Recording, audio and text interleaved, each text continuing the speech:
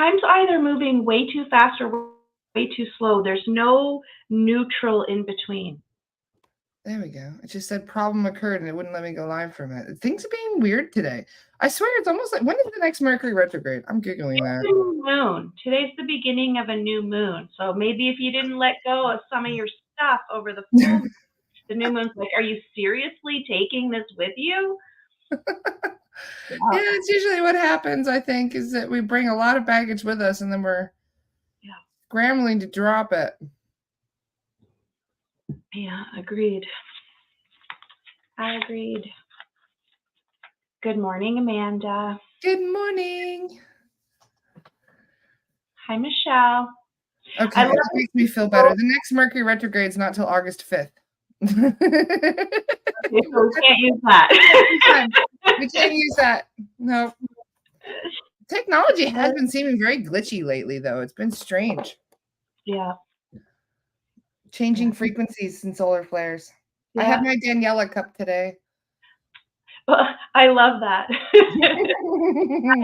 I have a cup that if I put it up to my face, you can't even see my whole head, and it just has a little sunshine with a smile on it. So big. Yeah, I love big mugs. This one is my favorite because it has my name on it. Aww. But I tend not to turn it the other way because it says that I am mostly peace, love, and light, and a little blah, blah, blah yourself. Hey, you know, it's good to mix it up. Depends on the day, really. Shadow and light. Oh, that's funny. Morning, Chandrika. Hello, Ray. So how have you been doing? Everything, it's been kind of getting crazy lately. You notice any shift in energy lately? Because I think I have. I'm going to say that for the first time in 18 months, I am really supported, like on the physical plane. I'm surrounded by the right people who are amazing human beings. Like they're not just good. They're amazing human beings, but they also see and hear me. And so I feel so supported that I'm a tiny bit bored. Like it's like, I'm like, okay, but I don't have 7 million things to do. So it's just I was saying to you a little earlier before we went on, it's that things are going so fast, appearing to move so fast, or so slow that it's that neutral space is like do do do do do do, and I'm not loving that do space because I do stupid shit. I sign up for like 1,000-hour course, or I go somewhere and I buy something that I do not need. I want it and I take it home and I find a beautiful place for it. But as soon as Fred comes home, he'll be like, what do you need that for? And there's nothing. I've got nothing. It's like, it's so pretty. I feel so good. So it's one of those. How about you? What do you feel the energy is like for you? Well, you know, I relate with what you just said, to be honest, because there's a famous old quote. I forget who said it, but it said the universe loves to challenge us, either by having nothing happen for a long time or by having everything happen all at once. Yeah. And they can both be equally challenging in their own way. Yeah. In what I teach, the divine assignment, I'm male, masculine taker. So male energy means that I'm task oriented. I have one thing to do after the other, and I just keep producing that. Masculine means I move swiftly, I take action, I require adventure. And taker is I'm a leader, I'm a visionary. I see the big picture and how all the pieces go together, but I don't want to do the detailed work. And so the latter is my favorite. Give it all to me at once. Give me a chance to figure it out and see how everything fits in place and let me do my thing. And so that's puzzle work. It's really, I love puzzles. Yeah. Puzzles, word games. Growing up, I'm not sure if this is going to date me, but there was a board game called Clue. and nobody would I play with love me. Clue. I love Clue too, Great but it's movie like, too. Tim Curry was amazing in that movie. movie? You've never seen the movie? No. Oh, Tracy, now you've got homework. Tim Curry is phenomenal in that movie. You got to watch it. Is it called Clue? Yeah. Okay. Yeah, it's one of his best roles. Seriously, Okay. you're gonna love it. Okay. Yeah, I am going to I'm definitely gonna check that. I spent 3 hours playing Monopoly with Aiden over the last 2 days. That's cool. He's putting it away as we speak. I just said, please, I give up. We neither one of us. By the time I'm done with the podcast, please have this put away. I've had enough. Forever. Oh, good. Well, how is it having him home for the summer? Like, do you guys have big plans, little plans? I told him he's acted like, well, it's me and you, kid. What are we gonna do the whole summer? And I was like, I still have work to do. Like, I still have the podcast. I still have to chase beasties. So he's learning to self-entertain right now, just for a little bit. Every day we go for walks and we do little adventures and stuff. So I took him out to play putt-putt for the first time the other day. That was really funny too, because he's very competitive. Ooh. But he's kind of the type that he's going to hit it as hard as he can and not really try to, There's no strategy. There's no strategy. Exactly. So with putt-putt, he had to calm down. He had to slow down. He had patience. He needed to strategize. And he lost his ball into the water probably 20 times because he couldn't focus. That's fun. That is fun. It's cool to be able to do things like that because you get to see your shadow side at such a young age and be like, hey, how does that feel? It feels awful. Okay, so what would feel better? How do we shift this perspective of our reality? Yeah. And I love to take him bowling too, but he loves to brag when he wins, but he has the bumpers down. So I'm like, if you brag, that's not good sportsmanship. And I'm going to take those bumpers away, and then we'll see who wins. He's immediately like, okay, nope, leave the bumpers where they are. I like this. I like it's just fun to see how kids they are and the way they're learning. They're little sponges. They just absorb everything.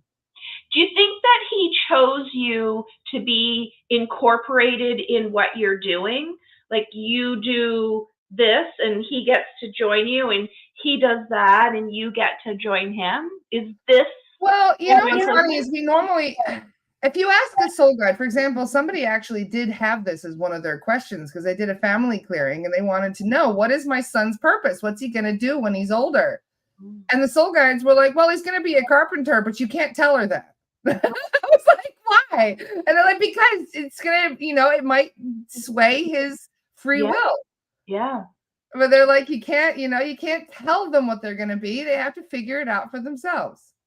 And I think that's the frustrating part of having our gift. I can't tell you how many soul reveal readings I do, and I get all this cool information and I'm writing it down. And at the very end, it's like, but you can't share it. It's like, why did I need this? But you know what? In weeks, days, months, years, especially if they follow the path or I follow them on their path, I end up being able to reveal it or confirm something. So it's fun, but that's the most. There's already been a couple children where they're like, no, they have a future in spirit releasement. And so that's why at an early age, they're being harassed by spirits. Yeah. So there was like a 10-year-old girl that was being harassed by an old man spirit in the house.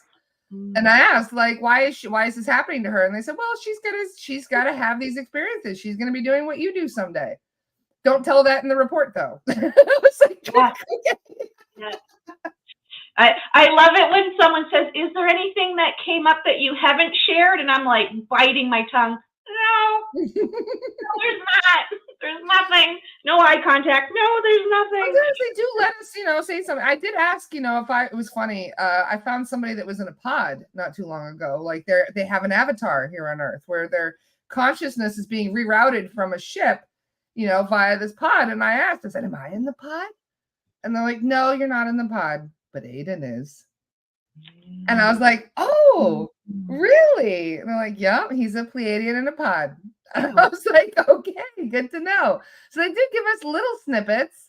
And that's why I do believe that, he is kind of here to do what I'm doing. Otherwise, he could have chosen any other parent, but I'm not going to push it on him. I'm not going to be like, this is what you're here to do. Yeah. You're going to follow in my footsteps, young man. You know, we used to get that all the time. Yeah. My favorite hypnosis session, I must say, this is my favorite of all, I think. There was a young man who was estranged from his parents because he comes from a very strict Christian family. And they wanted him to, you know, continue the family business. They want him to get married, have kids, have the children learn the family business and continue it on. But all he really wanted to do was play video games and work on his computer and hang out with his cat all day. He's like 35 and unmarried, and his parents are constantly harassing him. So he went for a hypnosis session to say, am I off the beaten path here? Or am I just doing my own thing? And sure enough, they said, no, you were supposed to go on your own way. You're not supposed to do these things. You have free will. You don't have to conform to what they want. If it's not what you wanted, then you're already living in your own power and you've done everything you need to do. So just stop caring what other people think and you're good. Yeah. Yeah. So can you approach Aiden and say, you know, this is what I'm doing. Do you want to help? Do you want to play? Do you want to be part of this? Like, is he ready for that? He knows what I do. He knows. Yeah. And I tell him, you know, there's the there's the official answer as to what I do, and then there's the more personal answer as to what I do. So I tell him, just tell people I talk to ghosts or something. You know what I mean? Like I don't let him know that I'm literally chasing demons and reptilians away from people, you know, that sort of thing. He can figure that out when he gets older, you know. But when it comes to, I just tell him I'm a ghostbuster, basically. We go in and the whole Ghostbuster thing actually helps a lot with people understanding as to what the kind of work that I do. And what a cool entry song. I know, right? Nobody really understood it. It was funny in person. You try and explain, well, we do spirit releasement. What's that? Well, we send ghosts and other entities away from people. You do what? I'm a Ghostbuster. Oh. Yeah, sometimes thank God for movies. Other times, not so much. Yeah. Yeah. So yeah, it's fun. But the thing is, the kids, like I said, they do choose us. They choose their families. They choose their parents and who they're going to. They even choose their adopted parents, which is something a lot of people struggle with. Yeah, 100%. The reality of it is, I very much imagine that we've read that book, we like that book, we choose the character, and we know what's going to happen. And so we come here and embody it, and we're like, I didn't want this to happen. But you knew it was going to. That is one way to trigger a lot of people. I've shared a few posts about how we choose our parents in our birth plan, and then people are like, "Oh, there's no way I would have chosen my parents." Yeah. And it's like, well, you were either looking for, you know, repairing karma, or you were trying to learn something very difficult, but you still chose them. Well, in our cellular memory is a divine assignment. And because we come to this space and time knowing that it operates under the natural law of polarity, where there are natural laws, where there is a concept of time, where there is a concept of space, our parents are what mystics call our negative polarity. And so that doesn't mean good or bad. It means negative polarity or negative energy needs to show up to make us uncomfortable so that we recognize that it's an opportunity to learn. What are we here to learn? Our positive polarity, which is our power energy. And so you can have the most amazing relationship with your parents, but their generations of trauma is going to trigger you so that you embody why you came, a singular word of what your power looks like, feels like, is fed, what it creates. And so your maternal trauma is a story called The Evidence That We're Alone that's not true. The Evidence That We're Hard to Be Human. And for the biological father's trauma, it's the evidence that we're alone and unprotected. And epigenetics has already proved physically what mystics have known for tens of thousands of years, is that trauma is carried in the cell. So the second that your great grandmother was born, inside of her is an egg that is your grandmother, around that an ovum that is your mother, and cells that are you. So the cells that form your body are literally filled full of memories, good, bad, beautiful, and ugly, physical, emotional, mental, and spiritual, carried down from generation to generation. And as we get farther and farther away from the grandparents teaching the grandchildren why we're here, that baggage gets heavier and heavier. And Jung coined it our shadow work. And so it's the darkness that's carried from generation to generation. You need to know its true name to heal it. And so, that's, you chose them. And it's a beautiful thing. It's not a problem. It's not a punishment. It's literally the map to what you're here to be, do, and have. And go back to that gentleman you talked about that, his family wanted him to have a bunch of kids, carry on the family business, and he wants to play games and cuddle with his cat. In his cellular memory, with or without his awareness, he's done his shadow work. He doesn't need to thrive off of triggering from outside. He's doing his own work. So cool. I love it. One of the things I'm also curious about when it comes, and this is one of the questions I'm going to have for the soul guide Chen today, is about generational curses, because I've noticed generational contracts, karma, whatever you want to call it, it is attached to almost everybody I check. Yeah. Probably about 80 to 90% of the people I check have generational stuff that I can clear for them.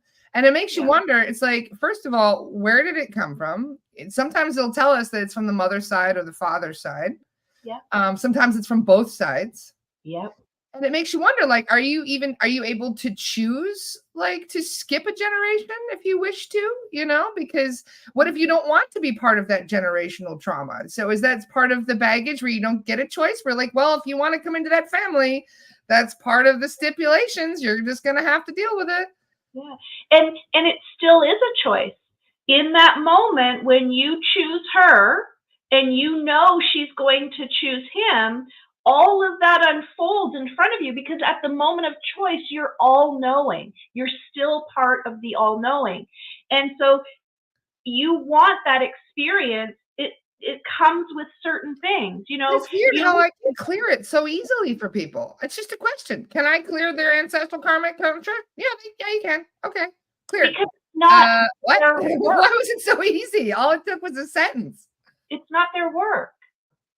Think of it this way, and I may be dating myself in saying this, but when I got married, my grandmother gave me her mother's china.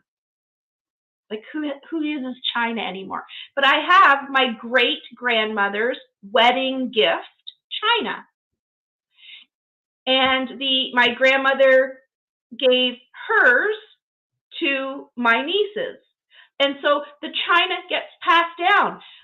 I don't eat off of it, mostly because it's gold inlaid and you can't put it in the dishwasher. But if I ever broke it, it could never be replaced. But I carry it every time I move. I pack it up. And so think of it as a backpack.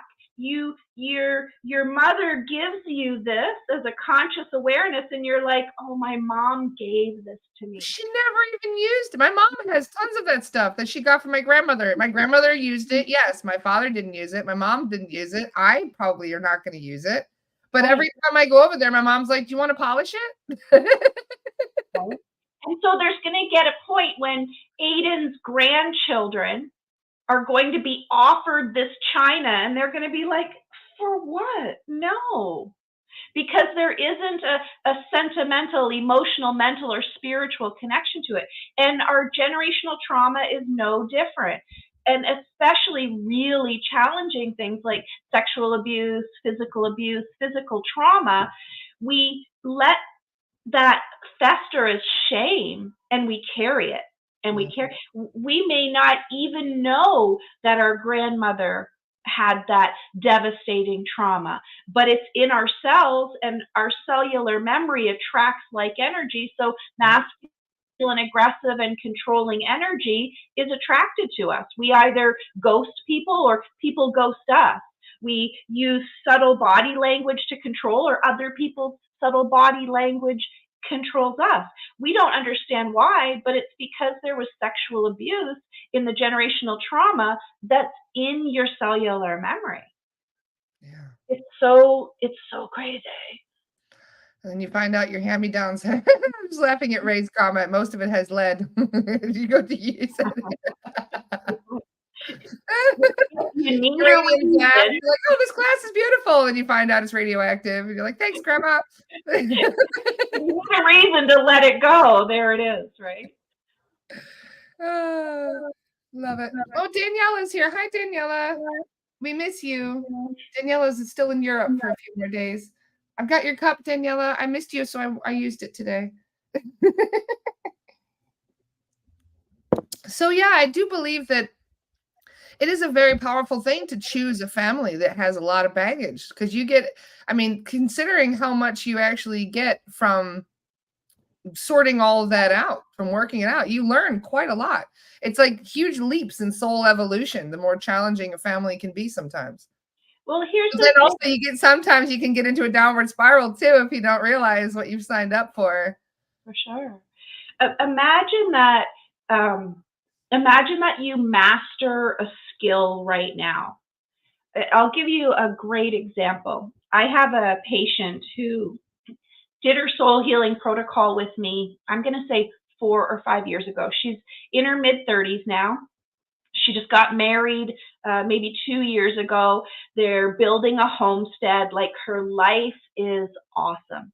She's walking through the grocery store parking lot and she gets hit by a car. Oh, no. She was a vibrant, empowered, loving life person. She had mastered her 12 earth lessons. She was manifesting things that even I was like, how did you do that? And she gets hit by this car, and in a moment, everything seemingly changes. All of the things that she has mastered in life are impossible in her mind at that moment. And we started working together over 3 sessions, and her doing the Take Your Power Back program. She comes back to me and she's like, I remember everything. And the instant I remembered it, all of that came back. My vibrancy, my ability to manifest, my excitement for life. And so imagine that that's what happens when we choose our timeline, we choose our biological parents, we choose our story. Our story isn't our destiny. We choose our story and we forget about it. Yeah. And so the purpose of being here is to remember. You didn't lose all those skills from any timeline, any lifetime. They're all right there waiting for you to remember, because when you remember and they flood back in, you're not at this level of conscious awareness. You're at this level of conscious awareness. And so your time here is spent learning what's next. You're just carrying it from each timeline, each dimension, each lifetime. And so if you were a master in another lifetime, you're still that master. You just don't remember. Beautiful. Cool.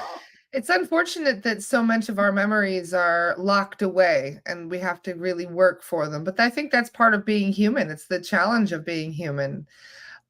A lot of other ETs don't even have that problem. They just start downloading those memories from a past life, and they start to remember the all-encompassing them instead of having to reinvent themselves every 80 years or so.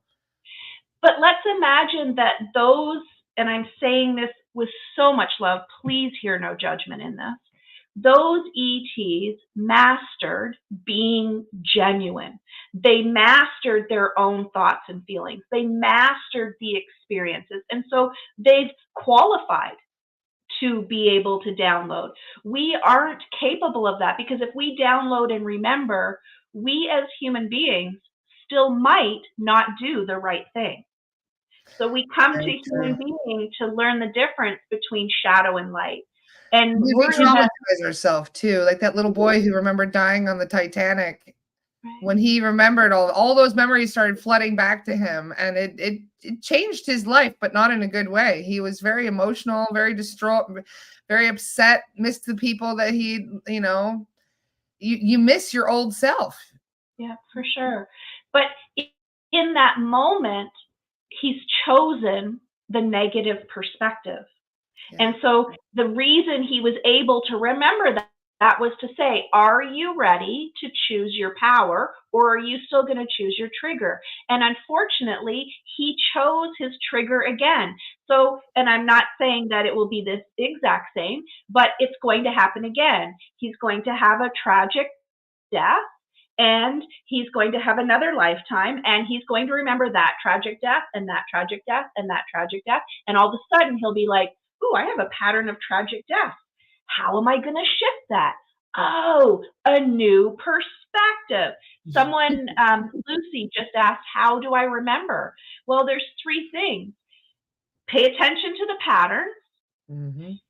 choose a new perspective, and from my point of view, know your divine assignment. If you know why you're here, how you're meant to manifest, and what your fear stories are, you know what the perspectives are. So for me, as a unique human being, an individual, my divine assignment is exactly the same as my fingerprint, only mine. And so my choice, Traci Trimble's choice, is either from betrayal or abundance. So if my pattern is to keep getting triggered by betrayal, then my opportunity is to shift the awareness from, oh, this pattern means I haven't been choosing the perspective that I came here to master. Therefore, I don't get to elevate if I keep choosing my trigger, and then I realign my perspective. And so perspective is the medicine. And knowing what your perspective's power is the work that I do. Yes. Beautifully said. Thanks. I feel that this is kind of why we chose, I think, this time, because we're aware at this time. We have all of this knowledge at our disposal that we can use to make smart choices with, and say, no, I'm not going to go down that path anymore. No, I'm going to choose something different this time. Yeah. Well, those of us that came in the 40s, the 50s, the 60s, the 70s, and the 80s, we knew that the ascension was possible, not probable, possible. And so we've been gifted with extra tragedy, extra trauma, extra work to see if the collective is ready to actually transcend into this feminine energy, back into this age of Aquarian. We didn't know. And here we are with I'm going to say the kids. Wow, sometimes I feel old. The kids born in the 90s and the 2000s, the 10s and the 20s, coming into the 30s, they know. They come here knowing that there is a collective ascension, and they come here knowing whether they want to be part of the solution, which I'm judging solution is the light and ascension, or part of the problem, the negative, dark, controlling energy. We still need both of those. One would be cool to be more of than the other for a moment, but there has to be balance. That's how the natural law of polarity becomes the law of unity. If we don't know enough light and we don't know enough dark, we're not going to unify as a singular energy. And so it depends on when you were born, what your work truly is. And so if that guy you were talking about who's 35, what year would he have been born? Some math wizard, please help me. About 88, 89. Right? And so he came at that very end of, well, we already know it's going to happen. So I totally am going to go there, be a gamer, cuddle with my cat, and love my parents like crazy, but not do what they want me to do. Because he doesn't have to be under all of the toxic poison that those of us in the 40s, 50s, 60s, 70s, and 80s chose, because we wanted to be part of the ascension, whether it was the light or the dark. Yes. And we've got to stop judging light and dark, you guys. We are all that. If we can be equally shadow, we'll see our patterns and our triggers and what's stopping our power from being our main perspective. And if we're the light and that power is our perspective, then we're part of the solution. We are of enormous benefit. That's my personal mantra. May I be of enormous benefit to all beings. Yeah. Beautifully said. Alina had a question. Do you tell people what is their vocation in a session, or do you let them figure it out? I guess it depends on the kind of question you ask and whether or not you're ready to hear the answer. Your higher self or your guides usually tend to decide whether or not you might be ready for it. Well, here's that's a reality question, and I love reality questions. But here's the truth, and we'll talk about the difference between truth and reality in a second. The truth is, cosmic intelligence, your own spirit self, doesn't give a shit. They don't give a shit where you live, who you're married to, what vocation you have, because those are all external vehicles for being in alignment with our truth. And so if you're not in a vocation that you love, if you aren't with a partner that you are creating and maintaining happiness, if you don't live somewhere that's safe and empowering, you're just, and I mean this, capital bolded underline, you're just in a negative pattern. And so, I tell this story all the time. And I'm not disrespecting this job at all. I'm just saying not a lot of people would want this job. Take, for example, the garbage man. There's two of them. They both have the exact same job, similar routes, same schedule. One garbage man drives his garbage truck. He's got the music on. He's dancing. He's waving at everyone. He gets out. He grabs the bins. He puts the garbage in. He respectfully puts it back on. If he sees you, he waves. The other garbage man drives up really fast. He slams on the brakes. He picks up the garbage. He throws it on the lawn. He sees you standing there and he just and drives away. Do you think their vocation has anything to do with their experience? No. Nothing. The amount of self-love that they have, the amount of conscious awareness that they have, the amount of recognizing that you create your own reality based on your perspective.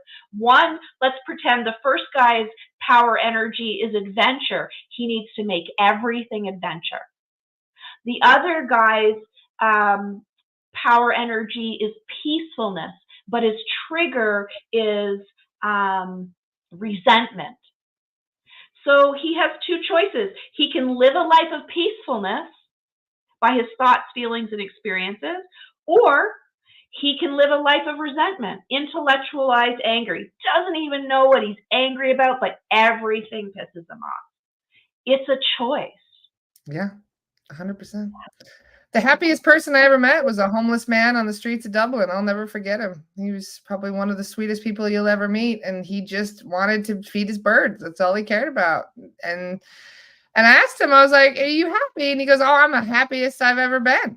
And it's like he's got everything he needs. And it's funny because your state of mind really is something you can control, but whether or not you want to control it or let the universe control it for you or your subconscious control it for you.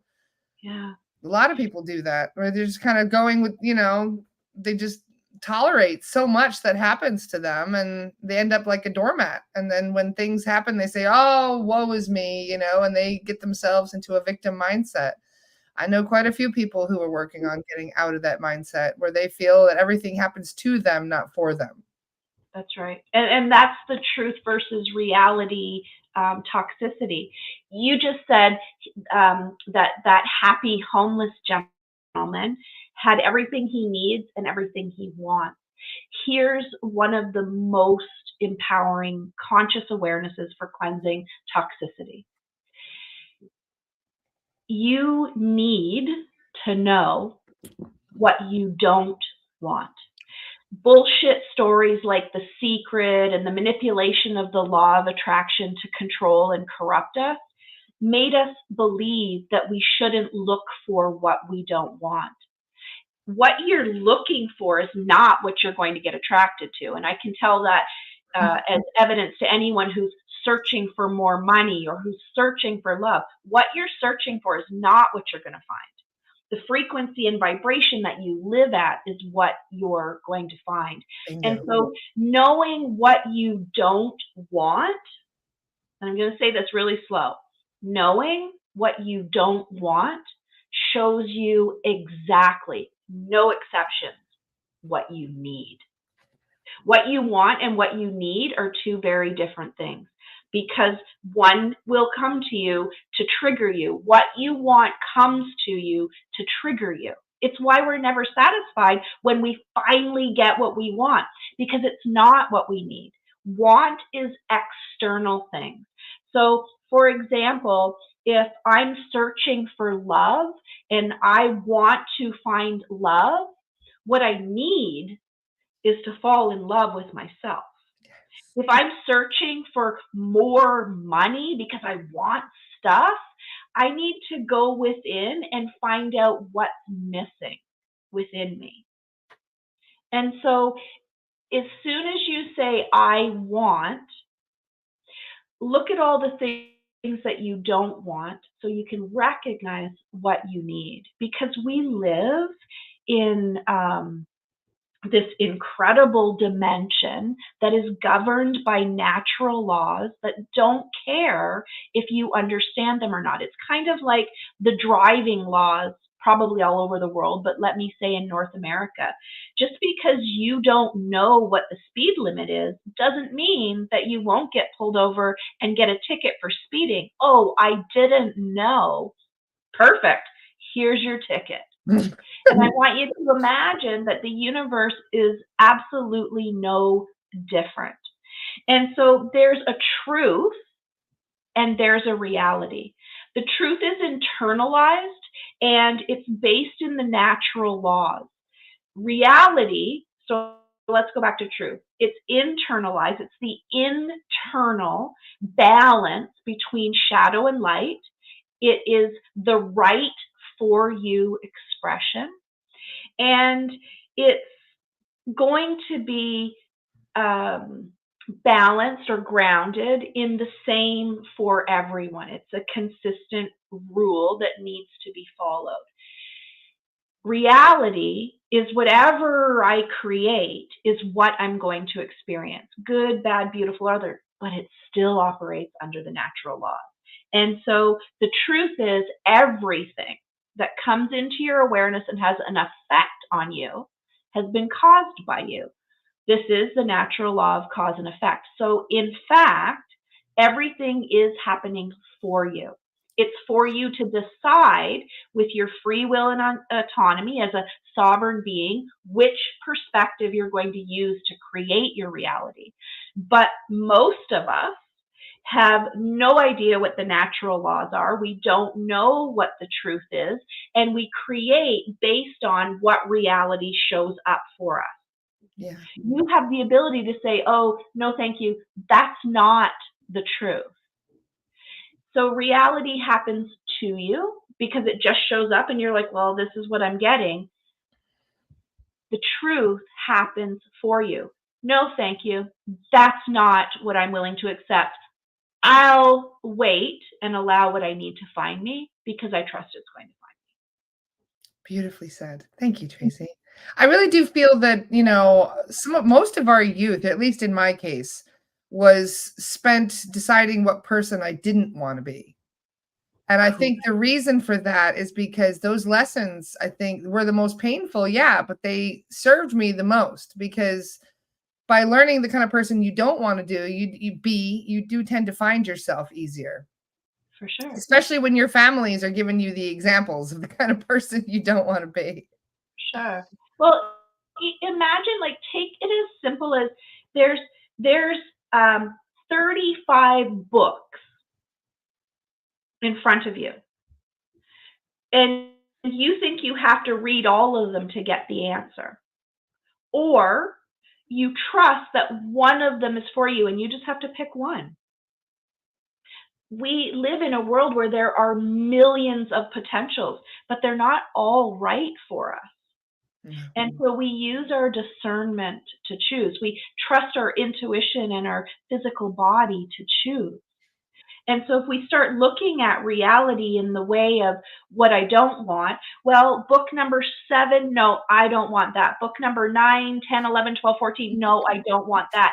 And all of a sudden, you've got 3 books after everything you don't want. Well, how easy is it to make a decision now? And the corrupted energies that be gifted us with things like The Secret or how you do the law of attraction. But there's like 7 things that you need to know about the law of attraction. They told us 3, not even the top 3. They told us 3 things. And so everyone's struggling to manifest their reality or don't believe that they create or co-create the reality because they're afraid to look at the negative and to choose what I don't want. I don't want that. I don't want that. I don't want that. I don't want that. I don't want. Oh, look what's underneath all of that. That's what I needed. This is what I need. And then it becomes who you are. So cool. Love that analogy. Wonderful. I really do feel like we are becoming better versions of ourselves every day, and we just gotta stay the course, as they say, you know? Yeah. And some days we, jump over an anthill. Some days we climb an incredibly huge mountain, and both are equally as important. Just keep moving. Just keep moving. So you have some events coming up, I believe, on Astara, yeah? Yes, I do. Thank you. Next Thursday at 8 p.m. Julia's going to help me out here. Next Thursday at 7 or 8 p.m. Eastern Standard Time, I do a monthly session called the Power Hour. And it's all about learning how to take your power back, to stand in your truth, to know what you need, to align to what I call your power energy, which is literally the divine assignment. Why did I come here to this planet and what am I here to learn? It's one thing for all of us, and it's a perspective that we use for everything we do. And so that is for Astara members. Your Astara membership is $18 a month, and there are so many amazing metaphysicians that are offering beautiful content and incredible discounts. Mine, for example, my Soul Reveal reading is $179. Astara members get it for $79. My Take Your Power Back course is $179. Astara members get it for $37. $37 and 3 weeks to change your life. There's Julia. Thank you, Julia. Next Thursday at 8 p.m. Eastern. 8 p.m. next Thursday. Cool. On an even more exciting note, with our friends Daniela and Christopher, we are heading to Costa Rica. So in January 2025, from the 25th to the 30th, we're doing what's called a self-love retreat. And so the self-love protocol is a really cool weekend retreat that I usually hold. We're going to incorporate it into our Costa Rica retreat.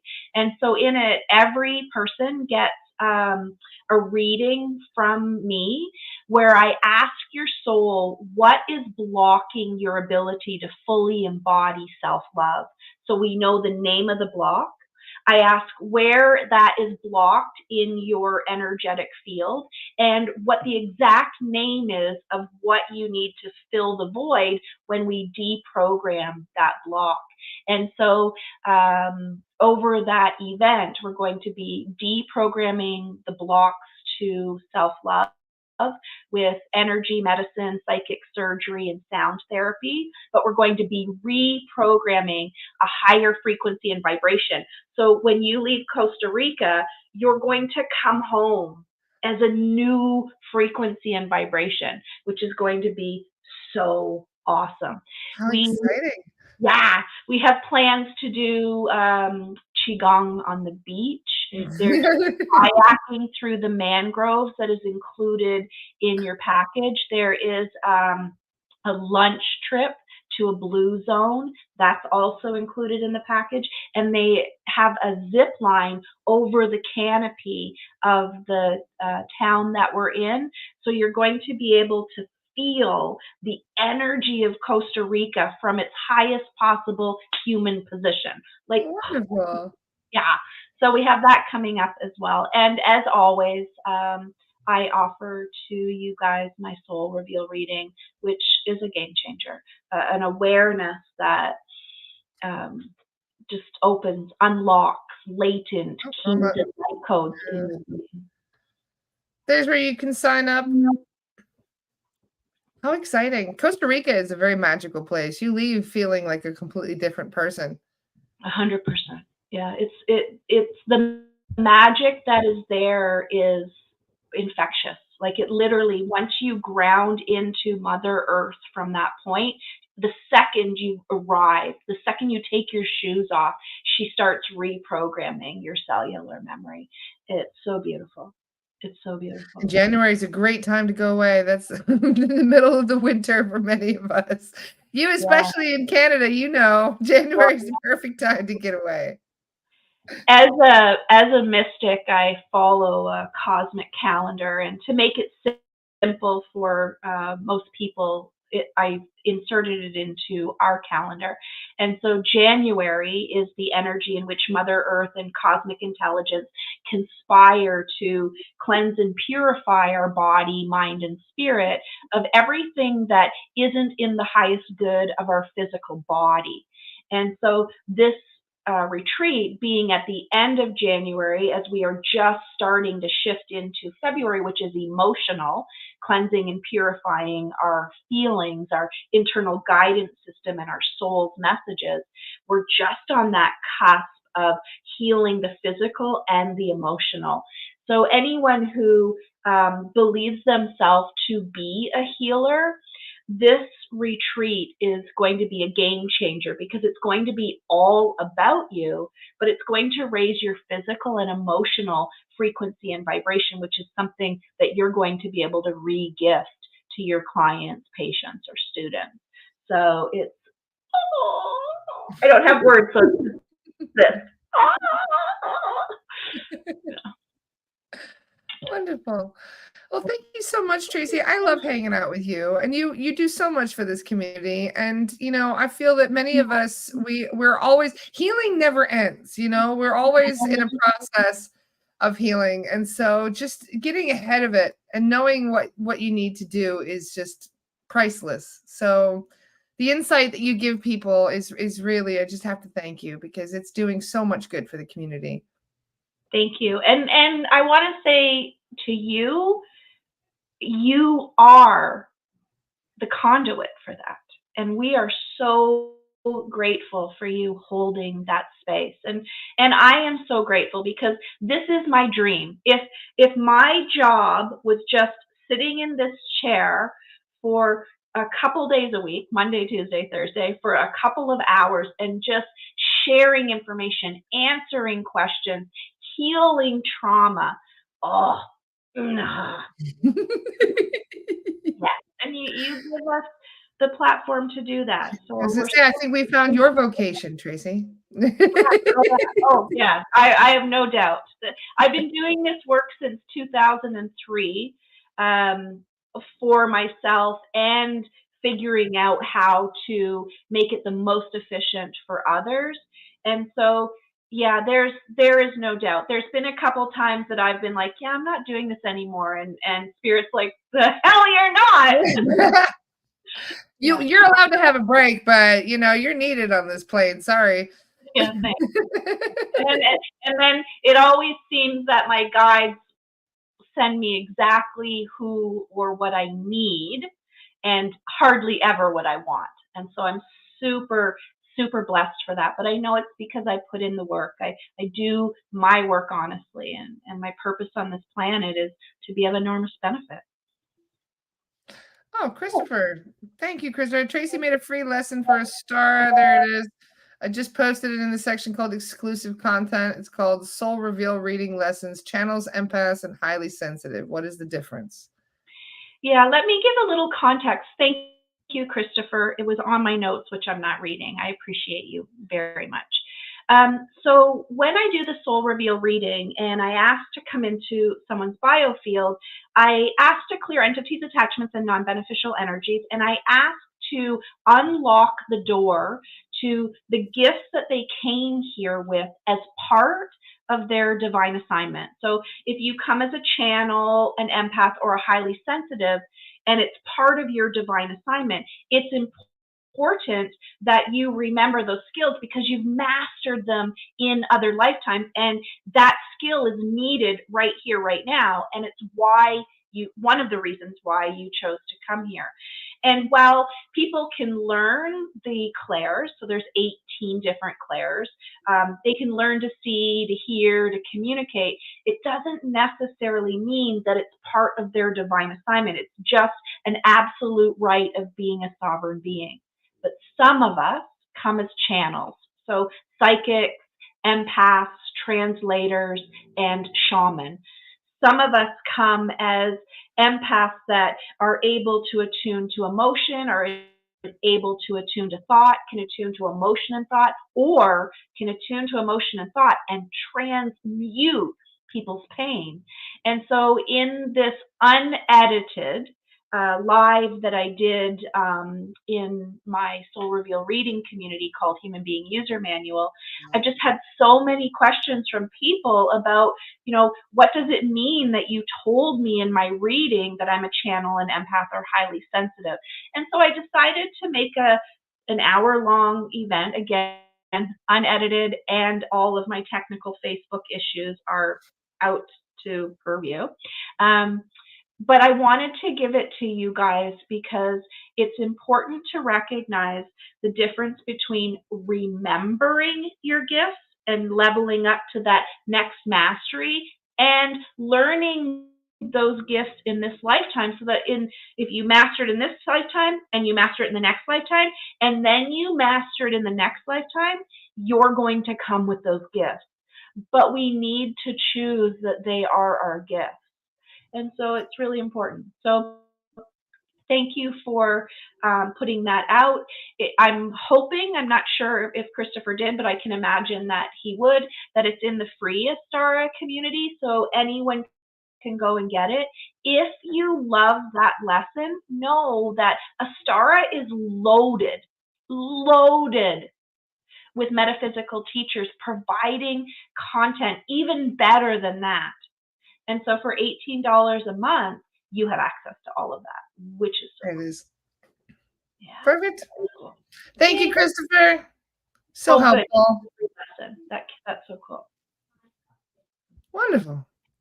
Well, perfect. Thank you so much, Traci. I really am so excited to be a part of it. I'm looking forward to next week. I'm looking forward to it as well. Thank you so much for having me. I appreciate you. Always a pleasure. And for those of you, make sure you don't miss it. Put it in your calendars next week, next Thursday, 8 p.m. Eastern time. Cool. Wonderful. Thank you all for joining us today. And I hope you all have a wonderful afternoon. Thank you again, Traci. Bye, guys. Thank you, guys. Bye.